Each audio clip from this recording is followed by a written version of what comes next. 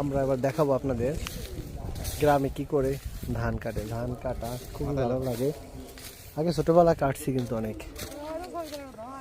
দেখাবো, যা বাড়ি যা, বাড়ি যা, নিয়ে যা, হাঁটিয়ে যা। সর্বপ্রথম শুরু করলাম আমার ভাগ্নেকে দিয়ে। সে তো বিশাল দুষ্ট, হয়েছে, সে প্রথম থেকে যা, শুরু বাড়ি যা, করে। সে ধান নেবে, হ্যাঁ বাড়ি যা, এইটা ধান দিয়ে যা, হচ্ছে হাজার দেখেন দিয়ে যা। অবস্থা। ধানের আটিও সেই মাপের, অনেক বড় মাপের ধানের আটি নিয়ে হাঁটছে।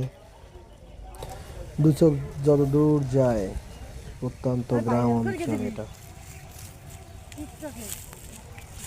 আমার ভাগনা তো সে মহা আনন্দে চলছে, সবাই তাকাই আছি। এবং এখানে দু চোখ যত দূর যায় শুধু গ্রাম আর গ্রাম এবং ধান। আমরা এই ধানগুলোকে সাধারণত রোপা আমন বলে থাকি। এটা সাধারণত বছরে একবার হয়। অন্য ধানের পাশাপাশি এই ধানটা খুবই লাভজনক, কোনো ধরনের খরচ হয় না। খরচ ছাড়াই এই ধানটা এক প্রকারের হয়।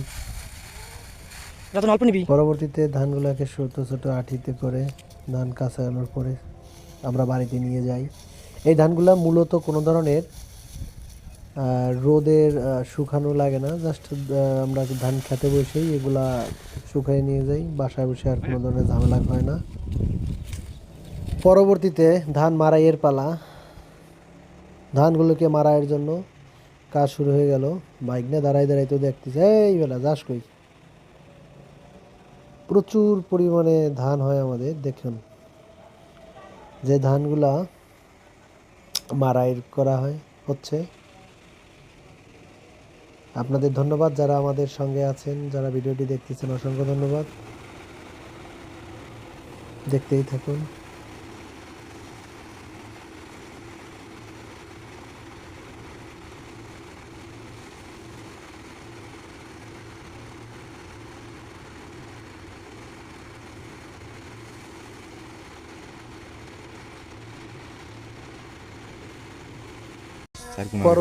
পরবর্তীতে আমাদের এই ধানের কুটা, আমাদের দেশের ভাষায় বা আমাদের গ্রামের ভাষায় বা খ্যার বলি বা বিচলি নামেও পরিচিত, এগুলো আমরা আমাদের গরুকে গোখাদ্য হিসেবে পরিচিত, গোখাদ্য হিসেবে এগুলাকে আমরা রেখে দেই দীর্ঘদিন এবং এখান থেকে নিয়ে খাই।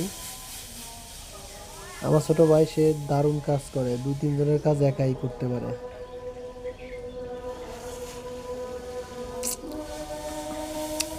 আমাদের সঙ্গে যারা আছেন, যারা আমাদের ভিডিওগুলো কষ্ট করে দেখেন, তাদের অসংখ্য ধন্যবাদ।